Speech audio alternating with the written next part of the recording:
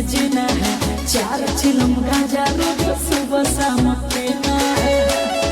ये सोना सावन का महीना है, मस्ती में जीना है, 4 चिलम गांजा रोज सुबह शाम पीना है। सुनो मैं तो भोला भोला तू सुबह शाम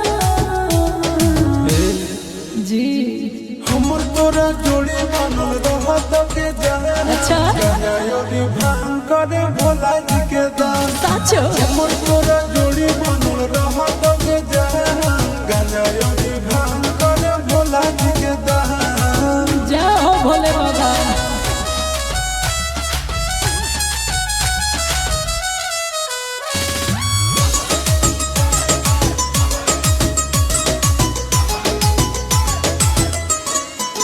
बाबू सोना रे सोनो ना रे जाऊंगी देव घर सूट के रुआ कलर की दो ना रे।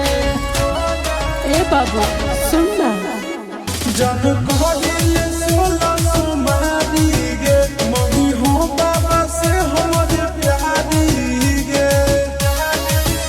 पूरा करोगे भोले जिया ना बालक धैर्य रखो। हमर तोरा जोड़ी बनल रहत के जान। गाना योरी भांग करे भोला जी के दान। हमर तोरा जोड़ी बनल रहत के जान। गाना योरी भांग करे भोला जी के दान।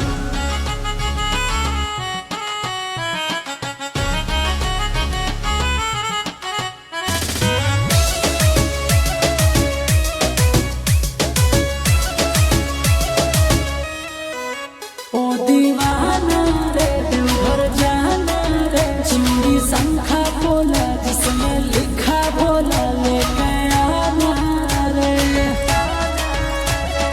ए बाबू घर ले बनिया जे हम गाड़ी गे। साचो जी बाबा के दुआरी गे। जय हो चिंटुआ से बाबा के धरो ध्यान।